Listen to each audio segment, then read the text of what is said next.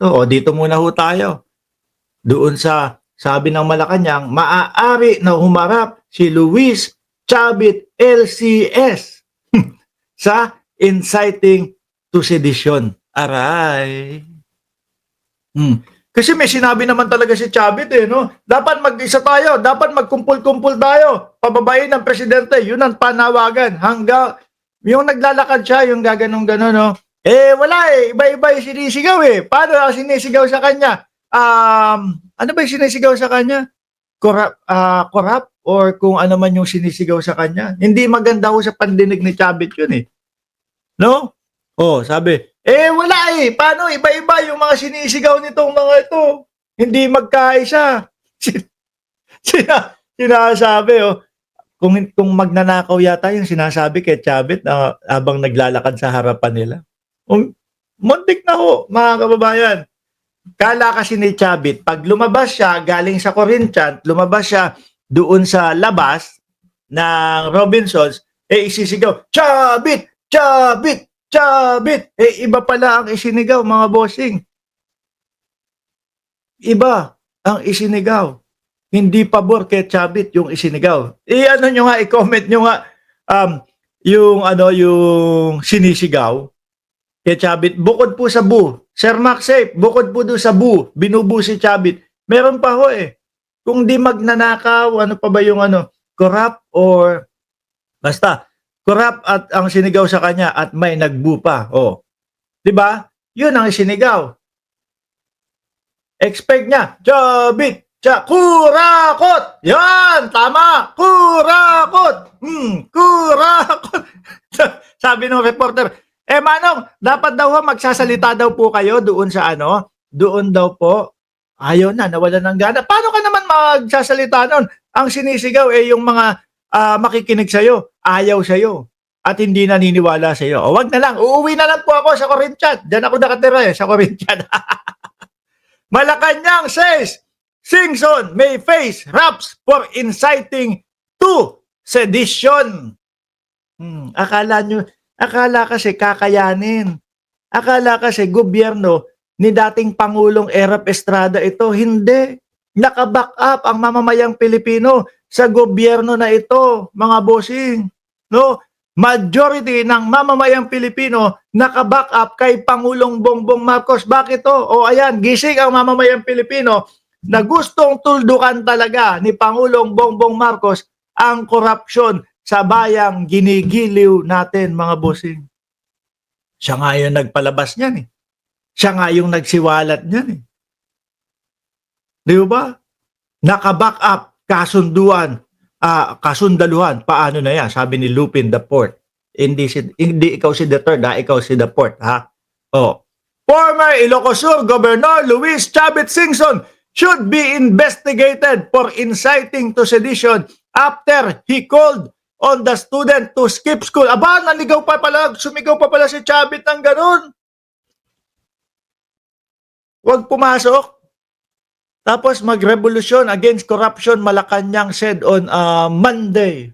Aba, boss. siguro nataranta na, hindi na naisip yung sasabihin. Biruin mo mga kababayan. Sabi nung mga reporter, doon kayo sa doon kayo. Huwag kayong magsama-sama. No, sinabi niya, huwag nang pumasok. Anak ng tinapa. Sabi nung reporter, pinaghihiwalay kasi. Yung mga corruption lang ang sinisigaw, dito kayo. Yung mga DDS, doon kayo. Bandang sa may Robinsons daw, nandun yung mga DDS. Pag nakita nyo, yung mga nakapilang mga bus ni Chavit Singson, na with pagmumukha ni Chavit Singson, doon ang hanay ninyo. Ano gagawin kaya doon ng mga bus ni Chavit Singson mga kababayan? Naghakot kaya? Baka sabihin niyo, oy, lintik ka, Mark Ramos, puro ka vlog, wala kang ebidensya. Ito, pakita ho natin, mga bossing. Mahirap na po, masabihan, walang ebidensya. Asan ba yun? Dami nun Talaga naman bumabalandra yung pagmumukha ni Luis Chavit Singson. Doon sa rally na yun. With yung mga bus pa nga daw, nasan ba yun? Naku, nandito kasi sa laptop namin lahat. Pakita ko ba o wag na? Andali, sinabi ko papakita ko na eh. So, ipakita na natin. Asa na yung bus? Hakot talaga. Tingin ko hakot yun. Ilang mga bus yung nasa litrato. Wag na. Di ko na makita dito. Puro video na to eh. Oh. Renato Reyes isunugod sa ospital. Ito pala. Ito, yung bus. Ang dami. Ano gagawin dyan? Binalandra lang ho? Hindi naman. Siyempre, may pakinabang ho yan. May ginawang pakinabang yan. Di ba? Nakapila puro mga boss yata nila sa partas yan, 'di ba? Sabi ni Egay Santos, General Torre is back. May bagong aarestuhin si Torre, si Manong Chabit. Ayan sa vlog ni Chris Ulo, malamang 'yan. Ano, biruin mo, Buloyski, Oblo. Buloyski, Oblo, dating Pangulo, Oblo. Tapos 84, mas matanda pala si Chabit dito, no, kay dating Pangulo.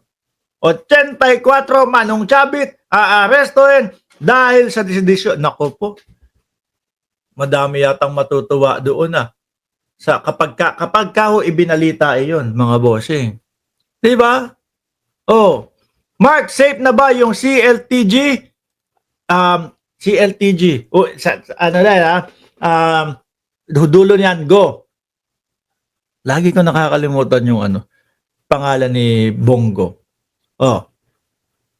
Lawrence, tapos go. Ano ba yung C tsaka yung T? Hindi pa safe yan. Hahalukayin pa yan. At, dahil nga sabi, pag nakuha ni Bryce Hernandez yung kanyang mga gamit, yung cellphone, mas madami pang mga senador ang ilalabas niya. Di ba, Ma'am Princess Paris? Hindi pa safe yan. Ngayon, alisin ho natin itong kay Manong Chabit, mga kababayan. Dito ho, may sinasabi si Yorme, no? May sinasabi si Yorme dito. Will be a mapping operation Ito ba yun? going to happen in a few minutes. Ayan, kasi nga ginulo yung Maynila. Sinalakay yung Maynila. Sabi nga ni Yorme, tahimik naman dito sa Maynila eh. Maayos naman dito sa Maynila. Nag-request sila na nag-request sila na tawag dito? Makapasok sa Maynila, isigaw nila yung mga hinaing nila sa Maynila. Tapos nanggulo pa daw. Pakinggan nyo ho. Within the university belt to protect educational institution, dormitories, and other businesses. Yan.